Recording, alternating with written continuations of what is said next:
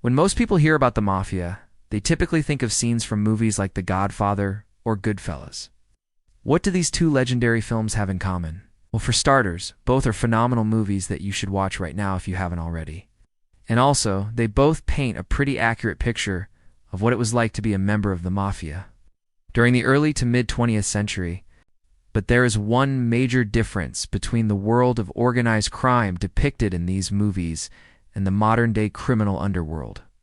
For example, the Mafia nowadays is broken down into different branches that operate independently from each other, but they still work together when needed. And these branches often specialize in certain activities, meaning that not all members will have the same rank within their crews. With that said, here are 5 Mafia ranks that you've never heard of. Number 5. The Consigliere.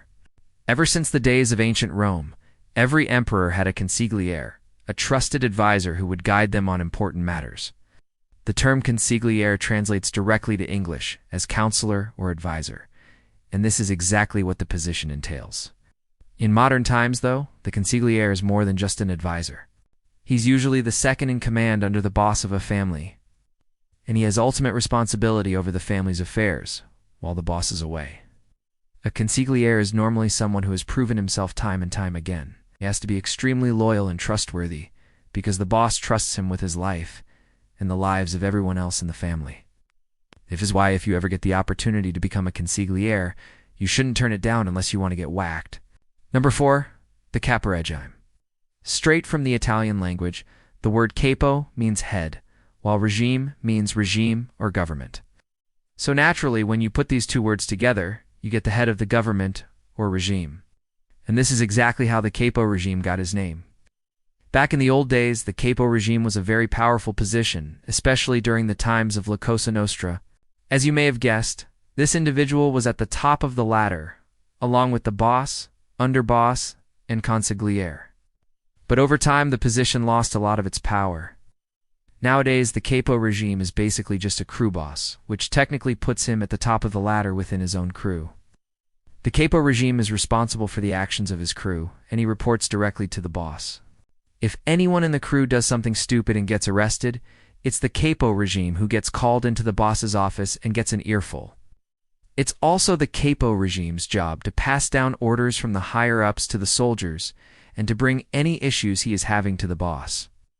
Just like every other position, there's some perks that come with being a capo regime. These include getting your own crew of soldiers to boss around, making a decent amount of money, and collecting respect from other Mafia members. Number 3. The Soldier. Most people know what a soldier is in the Mafia, but a lot of people don't know that it used to be known as a capo mandamento. Soldiers are basically the backbone of the organization because without them, there would be no Mafia.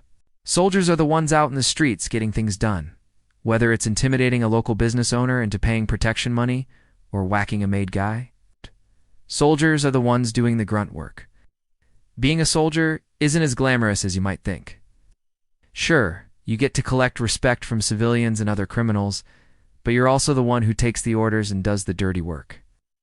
There are actually 3 types of soldiers, but they all do similar jobs. The first one is the Piazza Stigil, who acts as a bodyguard for high-ranking members. Next up is the Uomo di Rispetto, who is basically a soldier of honor. He's responsible for carrying out whacks, collecting debts, and maintaining the Mafia's reputation. The third type of soldier is the Uomo di Fiducia, who works as an informant for the family. This guy keeps his ears open for any useful information he can give to the higher-ups. Soldiers are ranked below the capo regime and above an associate. Making it to the level of a soldier shows that you're truly in the Mafia. There are some perks that come with being a soldier, such as getting to be part of a crew and making a good amount of money. But there are also downsides, such as being ordered to commit crimes and being looked down upon by society. No to the associate. Have you ever wondered how you get into the Mafia? Well, the answer is simple. Become an associate. Everyone starts out as an associate, and there's no official title for this position. It's basically a catch-all term for people who work closely with the Mafia, but aren't quite considered full members yet. Associates are usually friends of the family who do odd jobs for them. This could be anything from acting as a getaway driver during a robbery to being an informant in another criminal organization. Most associates are one-offs, but some families have groups of associates that they use for certain jobs. For example, the Gambino crime family had a group of associates that specialized in hijacking trucks. These guys weren't officially in the family, but they worked closely with them and were considered trusted members of the organization.